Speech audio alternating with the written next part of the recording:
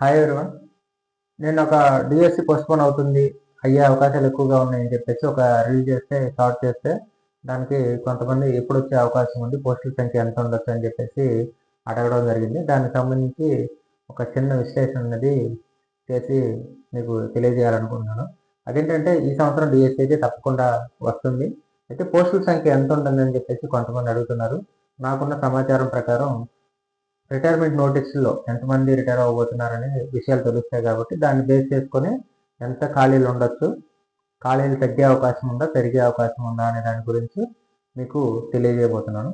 ఇందులో ముఖ్యంగా మనం చూసుకున్నట్లయితే మనం ఇచ్చిన రిటైర్మెంట్ నోటీస్లో కృష్ణా జిల్లా అంటే ఈస్ట్ వెల్ కృష్ణ, ఉమ్మడి కృష్ణా జిల్లాలో మొత్తం ఎస్సీటీలు 117 మంది, ఎస్సీటీలు 117 మంది ఈ సంవత్సరం చివరి వరకు రిటైర్ కాబోతున్నారు. అదేవిధంగా స్కూల్ అసిస్టెంట్ పిఎస్ ఫిజికల్ సైన్స్లో 23 మంది ఈ సంవత్సరం చివరి వరకు రిటైర్ కాబోతున్నారు. అంటే సంవత్సరం చివరికి 117 మంది, సంవత్సరం చివరి వరకు 23 మంది రిటైర్ కాబోతున్నారు. అయితే మన దగ్గర బయాలజీ, మ్యాథ్స్, మిగతా సబ్జెక్ట్స్ ఇంకా తెలియలేదు కాబట్టి అవి బ్లాంక్ పెట్టాను. మెయిన్గా చూసుకున్నట్లయితే ఎస్జిడి 117 మంది ఈ సంవత్సరంలో రిటైర్ కాబోతున్నారు. పిఎస్లో 23 మంది రిటైర్ కాబోతున్నారు. అయితే ఈ రిటైర్ అయిన నెంబర్లన్నీ అలాగే ఉంటాయా, అన్ని ఖాళీలే ఉంటాయా అంటే చెప్పలేము. ఎందుకంటే ఇక్కడ పోస్టుల సంఖ్య పెరగడం కంటే తగ్గడానికి ఎక్కువ అవకాశాలు ఉన్నాయి. అదేంటో ఒకసారి మీకు చెప్తాను, దానికి గల రీజన్స్ చెప్తాను. ఆ రీజన్స్ ఏంటంటే, ముందు మనకి ప్రైమరీ స్కూల్స్ మెర్జ్ అనేది ఒకటి చేస్తున్నారు. ప్రైమరీ స్కూల్స్ మెర్జ్ ఏంటంటే దగ్గరలో ఉన్న, అంటే మనకి ఆర్టీ యాక్ట్ ప్రకారం ప్రైమరీ స్కూల్స్ అనేది 3 కిలోమీటర్స్ బిలోనే ఉండాలి అని చెప్పేసి ఒక రూల్ ఉంది, లేదా 1 కిలోమీటర్లో ఉండాలి చిన్నదైతే. ఈ ఎక్కువ స్కూళ్ళలో 5 కంటే తక్కువ మంది పిల్లలు ఉండడం వల్ల ఆ స్కూల్స్ని దగ్గరలో ఉన్న పెద్ద స్కూల్లో మెర్జ్ చేసి రేషనలైజేషన్ అనేది చేయబోతున్నారు. ఈ రేషనలైజేషన్ అంటే ఏంటంటే, ఉన్న వనరుల్ని ఎక్కడ కావాలో అక్కడ అడ్జస్ట్ చేయడాన్ని రేషనలైజేషన్ అంటారు. అంటే ఒక స్కూల్ని మెర్జ్ చేసిన తర్వాత అక్కడ ఉన్న స్టాఫ్ని, అక్కడ ఉన్న స్టూడెంట్స్ని కావాల్సిన చోట కావాల్సిన విధంగా అడ్జస్ట్ చేసేస్తారు. అప్పుడు పోస్ట్ వేకెన్సీ అనేది ఉండదు. ఇక్కడ ఉన్న టీచర్ అక్కడ వెళ్ళిపోతారు కాబట్టి అక్కడ వేకెన్సీ క్రియేట్ అయినా ఇతను వెళ్ళి అక్కడ భర్తీ చేసేస్తారు కాబట్టి కొత్తగా వేకెన్సీ అనేది క్రియేట్ అవ్వదు. ఇంకోటి క్లస్టర్ కాంప్లెక్స్ అనేది సిస్టమ్ ఒకటి ఉంది. క్లస్టర్ కాంప్లెక్స్ అంటే ఒక హై స్కూల్కి, ఒక మండలంలో ఒక హై స్కూల్ ఉంటే ఆ హై స్కూల్కి ఒక ప్రైమరీ, ఇంకొక ప్రైమరీ, అంటే మొత్తం 4 లేదా 3 ప్రైమరీ, అదేవిధంగా ఒక హై స్కూల్, ఇలాగా ఈ 4 స్కూల్స్ని అటాచ్ చేసి దీన్ని క్లస్టర్ స్కూల్ అంటారు. ఈ క్లస్టర్ స్కూల్ స్టాఫ్ 20 మంది ఉంటే ఇక్కడ 10 మంది, ఇక్కడ ఒక ముగ్గురు, ఇక్కడ ఒక ముగ్గురు, ఇక్కడ ఒక ముగ్గురు, ఇక్కడ ఒక 10 మంది ఉన్నారు. అయితే ఇక్కడ స్టాఫ్ 20 మంది ఉంటే మొన్న డిఎస్సి రిక్రూట్మెంట్ తర్వాత ఇక్కడ ప్లస్ ఒక 3 మెంబర్స్ని ఎక్స్ట్రా ఇచ్చారు. రెగ్యులర్గా 20 స్ట్రెంత్ అయితే ముగ్గురిని ఎక్స్ట్రా ఇచ్చారు. ఇందులో ఒక ఎస్జిటి కదా, 2 ఎస్జిటీలు, ఒక ఎస్ఏ ఉంటారు. ఒక ఎస్ఏ, 2 ఎస్జిటీలు ఉంటారు. అయితే వీళ్ళ పని ఏంటంటే, ఇక్కడ కానీ ఈ స్కూల్లో కానీ లేదా హై స్కూల్లో కానీ ఎవరైనా లాంగ్ లీవ్ పెట్టినా, లేదా మెడికల్ లీవ్స్ పెట్టినా, లేదా సింగిల్ టీచర్ ఉన్న స్కూల్లో సెలవు పెడితే అప్పుడు ఎస్జిటీలు కానీ ఈ స్కూల్ అసిస్టెంట్ కానీ అక్కడికి వెళ్ళి వాళ్ళ ప్లేస్లో డ్యూటీ చేయాల్సి వస్తుంది.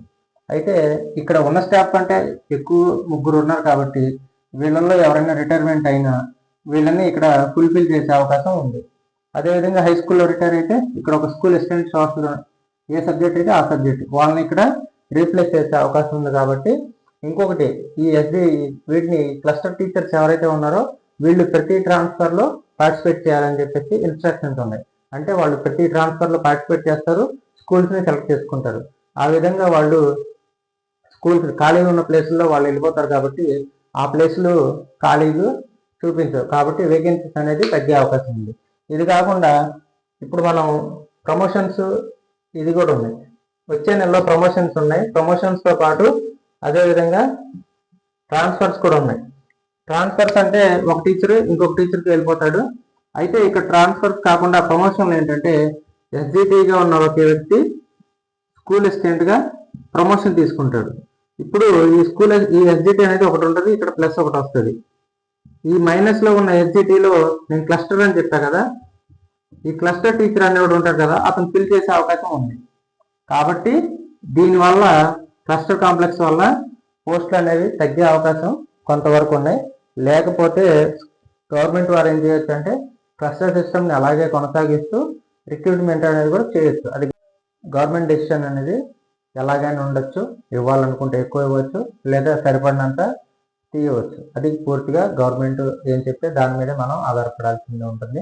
ఎందుకంటే మనం ఏ న్యూస్ అయినా సరే న్యూస్ పేపర్లో కానీ లేదా యూట్యూబ్ ఛానల్లో వచ్చిన న్యూస్ని 100% నమ్మకూడదు.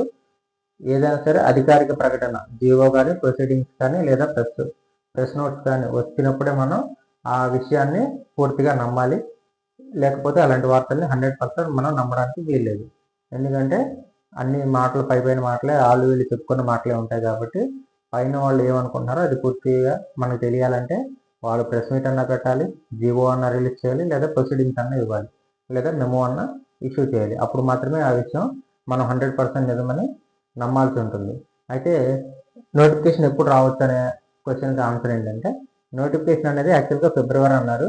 ఫిబ్రవరి ఇస్తే కనుక కంబైన్డ్ నోటిఫికేషన్ ఇవ్వాలి, లేకపోతే 2 నెలల తర్వాతే రావచ్చు అనమాట. కంబైన్డ్ నోటిఫికేషన్ అంటే 2 లేదా మల్టిపుల్ నోటిఫికేషన్స్ కలిపి కంబైన్డ్ నోటిఫికేషన్ అంటారు.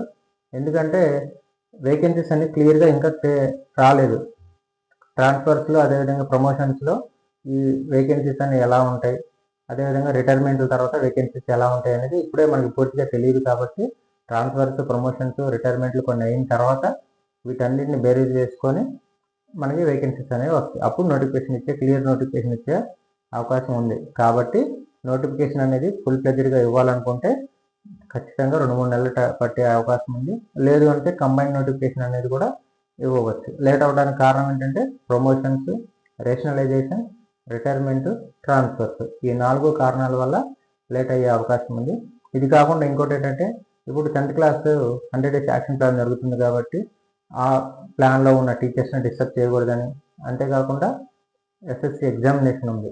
ఎస్ఎస్సి ఎగ్జామినేషన్ కంటే ముందు మళ్ళీ రీసెంట్గా మనం న్యూస్ ఛానల్స్ కొన్ని న్యూస్ చూస్తున్నాం. ఏంటంటే 9వ తారీఖు municipal local body elections notification వచ్చే అవకాశం ఉందని చెప్పి అన్నారు. వీటన్నిటి మధ్య నోటిఫికేషన్ ఇచ్చే అవకాశం 100% అనేది మనం ఖచ్చితంగా చెప్పుకోలేము అనమాట. కాబట్టి నోటిఫికేషన్ అనేది పోస్ట్పోన్ అయినా, ప్రీపోన్గా ముందు వచ్చినా సరే, ఎప్పుడు వచ్చినా పోస్ట్తో సంబంధం లేకుండా మనకు కావాల్సింది ఒక పోస్టే. కాబట్టి ఆ పోస్టుకు ప్రయత్నిస్తూ ఎప్పుడు నోటిఫికేషన్ ఇచ్చినా రాసే విధంగా మనం ప్రిపేర్ అయ్యి ఉద్యోగం సంపాదించాలని ఆశిస్తున్నాను. అయితే డిఎస్సికి సంబంధించిన ఏ ఇన్ఫర్మేషన్ అయినా సరే, అదేవిధంగా క్లాసుకు సంబంధించిన విషయాలైనా కూడా మీకు ఏమైనా అభ్యంతరాలు లేదా ఏదైనా సజెషన్స్ ఉంటే కామెంట్ రూపంలో తెలియజేయండి. ఈ వీడియోని మీకు నచ్చినట్లయితే ఖచ్చితంగా లైక్ చేయండి. మరిన్ని వీడియోస్ కోసం మన ఛానల్ని సబ్స్క్రైబ్ చేయండి. Thank you.